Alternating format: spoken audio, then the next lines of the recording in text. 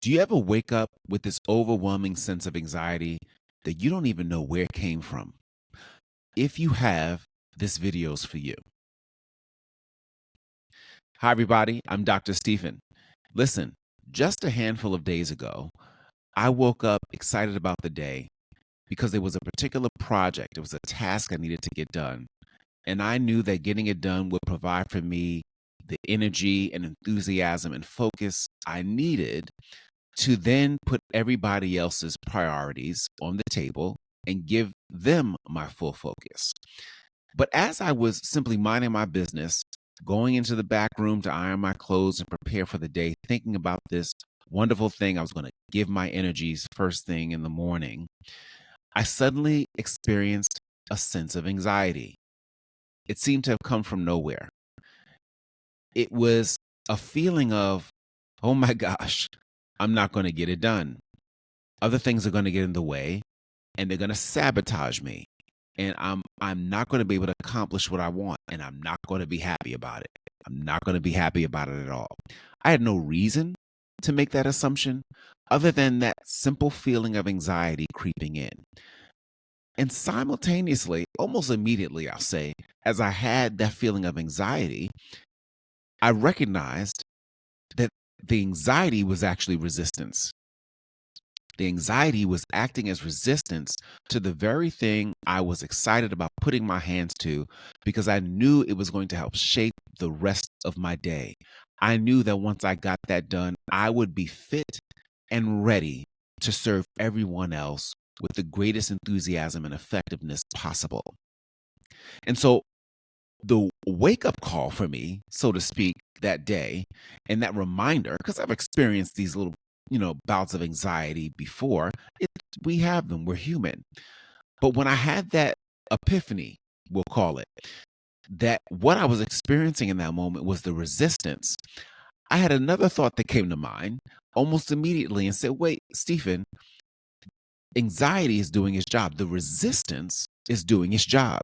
The job of resistance is to help you believe or cause you to believe that somehow what it is that you're putting your mind to do is not possible, that it cannot be accomplished, it will not be accomplished, and that every sort of barrier imaginable will get in your way. And you will have barriers. But not every single barrier will be in your way. Not everything is going to stand as a roadblock against you. The fundamental roadblock that is created is that feeling of anxiety. That feeling of resistance is a tool, a mechanism to work against the very thing that you're endeavoring to do. Not with any malicious intent, not because somehow you want to bring harm to others, but your mind is doing its job. There's an internal battle going on every single day, and it displays itself in the form of anxiety, but really it's the resistance. So the resistance is always coming after you. It's always running after us. But I also recognize this. In Psalm 23:6, the scripture tells us that surely goodness and mercy and unfailing love will follow me all the days of my life. And guess what? I will dwell in the house, in the presence of the Lord forever. So just as the resistance is coming after you, you know what else is coming after you? Especially if you have a relationship with the Lord and as you move from day to day, looking to tackle the big and small things in your life, those things that matter to you most. Sure, the resistance will come after you, attempting to throw you off course, to make you believe that somehow you're not going to be able to be accomplished in that area that you know will help set the tone for your day. I have another thing to tell you that's coming after you, and that is the goodness and mercy of God. God's goodness and mercy, that scripture also says unfailing love, is also coming after you. And if you got an army of 2 or 3 going after an army of 1, guess who's going to lose? That army of 1. That one negative thought of anxiety can be overtaken by God's goodness, by God's mercy, by God's unfailing love for you as you pursue what it is you're looking to get done.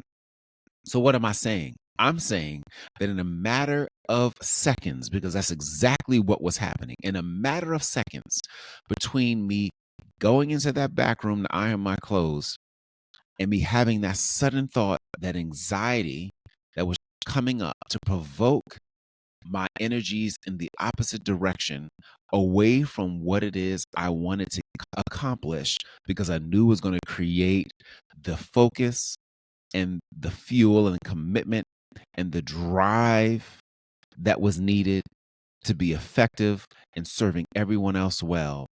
In a matter of seconds, I also recognized that the anxiety was a form of resistance.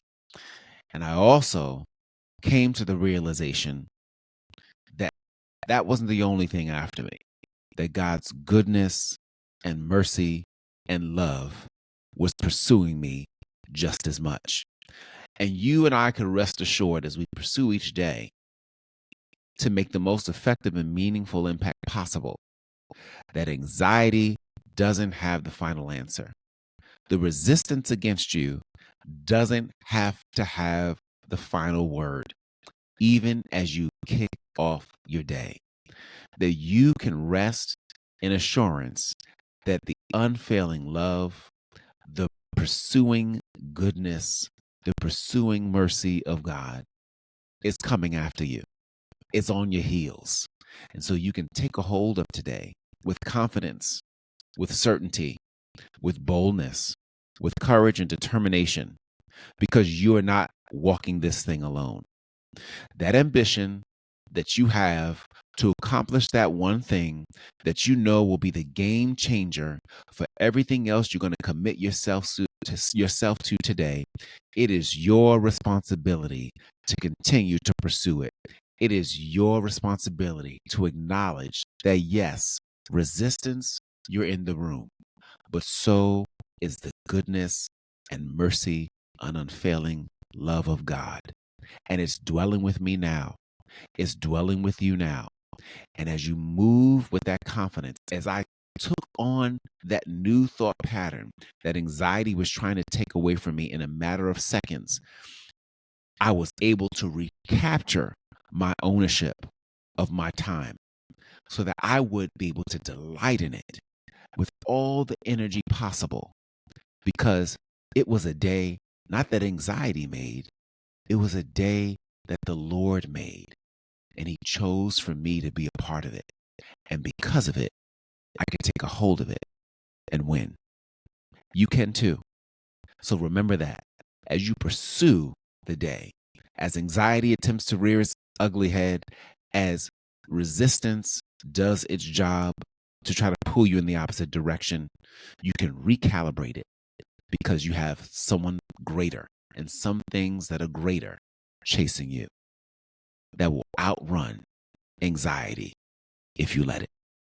Do that so that you can take care and live.